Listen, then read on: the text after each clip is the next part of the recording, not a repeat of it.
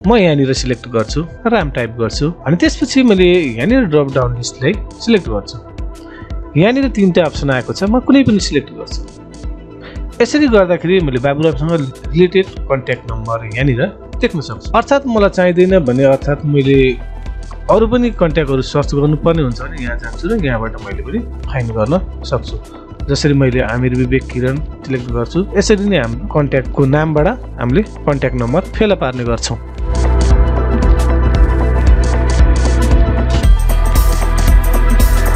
Video सुरु गर्नुभन्दा पहिले तपाईले के कुरा भन्नुपर्ने हुन्छ तपाईले यहाँ देख्नु भएको छ एउटा एक्सेल को फर्मेट अनि यहाँनिर साइडमा तपाईले देख्नु भएको छ एउटा कोलममा नाम छ भने अर्को कोलममा फोन नम्बरहरु रहेको यही नाम र फोन नम्बरको आधारमा हामीले आज सर्चेबल कन्ट्याक्ट लिस्ट बनाउन सक्छौं अथवा सर्चेबल कन्ट्याक्ट फर्म बनाउन सक्छौं जुन तपाईले स्क्रिनमा पनि देख्न सक्नुहुन्छ त्यसको लागि भने विभिन्न फंक्सनहरु प्रयोग गर्नुपर्ने हुन्छ जुन फंक्सनको बारेमा तपाईले मैले बताउँदै जाने छु त सुरु गरौँ हाम्रो पहिलो फंक्सनबाट जुन पहिलो फंक्सन रहेको छ हाम्रो सर्च फंक्सन सर्च फंक्सनको लागि तपाईले यहाँनिर सिलेक्ट गर्नुपर्ने हुन्छ त्यसपछि यहाँ इक्वल टु हान्नुस् अनि त्यसपछि तपाईले सर्च टाइप गर्नुस् अनि त्यसपछि ब्र्याकेट अन गर्नुस् ब्र्याकेट अन गरेर तपाईले यहाँनिर सर्च गर्नुपर्ने भएकोले तपाईले यो सेललाई सिलेक्ट गर्नुस् अनि त्यसपछि यसमा कमा दिनुस् अनि त्यसपछि के गर्नुस् त यसलाई सिलेक्ट गर्नुस् यसलाई किन सिलेक्ट भनेको यो आधारमा हामीले सर्च गर्ने हो त्यसपछि हामीले कमा दिनु पर्ने हुन्छ अनि त्यसपछि 1 दिनुस् ओके यति गरिसकेपछि यसलाई क्लोज गर्नुस् ब्र्याकेटले क्लोज गरिसकेपछि यहाँनिर यो F10 भन्ने यो सेललाई हामीले लक गर्नुपर्ने हुन्छ यहाँ क्लिक गरेर तपाईले लक गर्न सक्नुहुन्छ डलर साइन म्यानुअली इन्टर गरेर पनि तपाईले लक गर्न सक्नुहुन्छ हैन भने तपाईले F4 बटन दबाएर पनि तपाईले डलर साइन इन्सर्ट गर्न सक्नुहुन्छ र अनि इन्टर गर्नु यसरी यो भइसक्यो अब हामीले यसमा अर्को एउटा फंक्सन प्रयोग गर्नुपर्ने हुन्छ जुन फंक्सनको नाम हो इफ एरर त यहाँनिर टाइप गर्नुस् if error okay bracket start अनि त्यसपछि लास्टमा जानुस् कमा त्यसपछि हाम्रो दुईटा कोटेसन मार्क दिनुस् यसलाई ब्र्याकेट क्लोज गर्नुस् र इन्टर गर्नुस् यहाँनिर यति भइसक्यो अब नि हामी यसमा लास्ट फंक्सन युज गर्छौं यो सेलको लागि लास्ट फंक्सन इज नम्बरको लागि हामीले फेरि इच नम्बर टाइप गर्नुपर्ने हुन्छ ओके त्यसपछि हाम्रो ब्र्याकेट स्टार्ट अनि हामी यहाँनिर गएर लास्टमा गएर ब्र्याकेट क्लोज गर्छौं यहाँनिर हेर्नुस् ट्रू आएको छ अथवा डाटा ट्रू र फल्स हुने गर्छ यहाँ यदि टाइप गर्यो भने ट्रू हुन्छ यदि राइट भयो भने ट्रू हुन्छ हैन भने फल्स हुन्छ अब यसलाई पनि हामीले यहाँनिर दुईटा हाइफन साइन दिएर हामीले यसलाई नम्बरमा कन्भर्ट गरौँ यहाँ 1 नम्बर आयो अब यहाँ एउटा टेस्ट गर्छु मैले RAM ओके के देख्नु भयो भने RAM योसँग म्याच भएन त यहाँ आमिर हान्छु म्याच भयो यसको मतलब यहाँनिर यदि करेक्ट डाटा छ भने 1 हुन्छ यदि छैन भने 0 हुन्छ यसलाई हामीले सबैमा एप्लाई गरौँ डबल क्लिक गरेर यहाँनिर अर्थात् ड्र्याग गरेर पनि एप्लाई गर्न सक्नुहुन्छ ओके यहाँनिर अमिर एउटा मात्र छ अब RAM टाइप गरेर हेरौँ यहाँ तपाईले हेर्नुहुन्छ RAM यहाँनिर पनि छ यहाँनिर पनि बाबुराममा पनि RAM भेटिएको छ अनि त्यस्तै अरु पनि त्रिविक्रममा पनि RAM भेटिएको छ यानी RAM मात्रै यसले सर्च गरिरहेको छ हैन त्यसपछि अब अर्को हाम्रो फंक्सन युज गर्नुपर्ने छ जुन फंक्सनको नाम रहेको छ काउन्ट इफ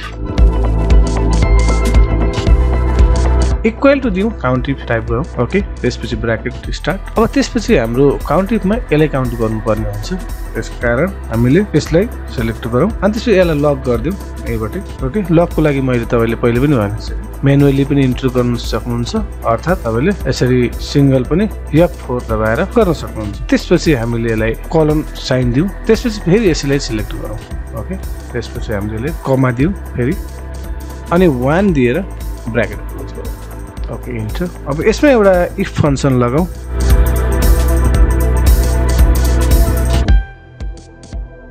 यसैमा गएर इफ फंक्सन हानौ इफ यदि के त हाम्रो यो R3 बराबर हैन इक्वल टु 1 छ भने हाम्रो काउन्ट हुनुपर्छ कमा अनि यहाँ जाउँ अनि यदि भएन भने हाम्रो सेल ब्ल्याङ्क हुनु पर्यो यसरी गरेर हामीले इन्टर गरौँ त यहाँनिर अहिले ब्ल्याङ्क सेल छ अब यसलाई हामीले डबल क्लिक गरेर सबैमा एप्लाई गरौँ यहाँनिर देखिसक्यो यहाँ 1 यहाँ 2 यहाँ 3 यो तीनटा हाम्रो रामसँग रिलेटेड अप्सनहरु यहाँनिर भेटिसकेको छ।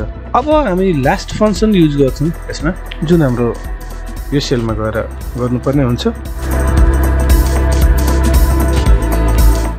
त्यसको लागि हामीले इक्वल टु दबाउँ। फेरि यसमा रज फङ्सनको हामीले फर्मुला युज गर्छौँ। रज गरेर हामीले के गरौँ त, यसमा ब्राकेट स्टार्ट अनि त्यसपछि हामीले यो रजलाई हामीले काउन्ट गर्नुपर्ने हुन्छ। यसलाई गरौँ, त्यसपछि यसलाई हामीले लक गरौँ यो सेललाई। ओके, त्यसपछि यहाँनिर फेरि एउटा कलन साइन दिउँ। त्यसपछि फेरि हामीले यसैलाई सिलेक्ट गरौँ अनि त्यसपछि हामीले ब्राकेटलाई क्लोज गरौँ र इन्टर गरौँ। यहाँनिर 1 काउन्ट भइसक्यो। 1 2 3 4 यसरी नै काउन्ट हुने गर्छ। अब हामीले यो एउटा र काउन्ट गऱ्यो भने हामीले अर्को यसमा म्याच फङ्सन लाउनु पर्ने हुन्छ। त्यसको लागि फेरि हामी म्याच फङ्सन लगाउँ, म्याच फङ्सन अनि त्यसपछि ब्राकेट स्टार्ट। त्यसपछि हामी यहाँ लास्टमा जाउँ, कमा दिउँ। अब यहाँनिर एउटा बुझ्नुपर्ने कुरा के छ भने कुन चाहिँ डाटालाई हामीले लिने भन्नाले स्टार्टिङदेखि एन्डसम्म नै लिनुपर्ने हुन्छ। त स्टार्टिङ हाम्रो कुन हो, यो हो। यसलाई हामी लक गरौँ सेललाई। ओके, त्यसपछि यहाँ जाउँ अनि हामी यहाँ कोलन साइन दिउँ। अब कोलन साइन दिएपछि हामी लास्टमा यसको सेलको लास्टमा जाउँ। यहाँनिर यहाँसम्म हामीले म्याच गर्नुपर्ने हुन्छ अनि त्यसपछि हामीले यसलाई के गरौँ त, कमा दिएर एक्ज्याक्ट म्याच अर्थात् 0 हामीले टाइप गरौँ र यसलाई इन्टर गरौँ। ओके, त यसरी एक्ज्याक्ट म्याचमा 7 देखाएको छ। 7 मतलब हाम्रो यहाँनिर 7 मा हाम्रो राम भेटिएको छ। त्यस्तै यहाँ अब कतिमा छ यो चाहिँ डबल क्लिक गरेपछि मात्रै थाहा हुन्छ। एउटा 14 नम्बरको रोमा भेटिएको छ भने अर्को 60 नम्बरको रोमा भेटिएको छ। यसरी 3टा डाटा हाम्रो फाइन्ड भइसकेको छ। अब यसमा यहाँ त नम्बरमा भयो। अब हामीलाई के चाहियो भने नाम चाहियो। अब हामीलाई सर्च गर्नु त नाम चाहियो, त्यसकारण हामीले के गरौँ त, अब नाममा कन्भर्ट गर्दाखेरि यसलाई इन्डेक्स प्रयोग गर्नुपर्ने हुन्छ। त यहाँ इन्डेक्स फङ्सन युज गरौँ, इन्डेक्स ब्राकेट अन।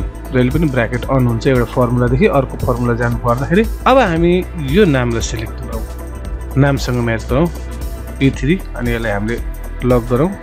त्यसपछि यहाँ जाउँ फेरि अनि त्यसपछि कलमको साइन दिउँ अनि हामी लास्ट कलमलाई सिलेक्ट गरौँ।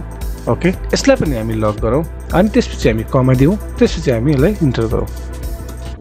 ओके, यहाँनिर राम आइसकेको छ। यसलाई पनि हामी डबल क्लिक गरेर अथवा ड्र्याग गरेर सबैमा एप्लाई गर्न सक्छ। त यहाँनिर हेर्न सक्नुहुन्छ तपाईँले राम, बाबुराम र त्रिविक्रम 3टा नाम फेला परिसकेको छ योसँग रिलेटेड। अरू पनि तपाईँले टाइप गर्न सक्नुहुन्छ, जस्तै AMI। जम्मा AMI एउटा मात्रै डाटा हाम्रो फाइन्ड गरेको छ। त्यस्तै AM मात्रै हानौँ। AM मा हाम्रो चाहिँ 5वटा डाटा सर्च गरेको छ। यसरी डाटाहरू फाइन्ड गर्छ। अब हामीले यो इफ इरर फङ्सन लगाएर यहाँनिर इररहरूलाई ब्ल्याङ्कमा गरौँ। यो ब्ल्याङ्क सेलमा गर्नुपर्ने हुन्छ। त्यसकारण फेरि हाम्रो लास्ट फङ्सन यसमा इफ इरर लगाउँ। तपाईँले मैले पहिले पनि भनिसकेको छु। इफ इरर अनि त्यसै ब्राकेट लास्टमा जाने कमा र डबल कोटेसन मार्क लिएर यसलाई क्लोज गरौँ। ओके, अब यसलाई हामीले यहाँबाट एप्लाई गरौँ डबल क्लिक अथवा ड्र्याग गरेर। यसरी हाम्रो यहाँनिर इफ इररको फङ्सन पनि कम्प्लिट भइसक्यो। यति 3टा हाम्रो सेलमा फङ्सनहरू प्रयोग गरिसकेपछि हाम्रो यताको काम भने सकिसकेको छ। अब हामी यहाँनिर एउटा भेलुकप लगाउनु पर्ने हुन्छ। त्यसको लागि म चाहिँ यहाँ एउटा भेलुकपको फङ्सन युज गर्छु, भेलुकप अनि त्यसपछि ब्राकेट अन। अब भेलुकपमा हामीले सर्च गर्नुपर्ने यहाँको लागि हो। त यहाँ सिलेक्ट गरौँ अनि त्यसपछि कमा दिउँ। त यो आधारमा के सर्च गर्नु त, यहाँबाट डाटा ल्याउने अर्थात् हामीले यसलाई सिलेक्ट गरेर यसलाई पनि 2टालाई सिलेक्ट गर्नुपर्ने हुन्छ।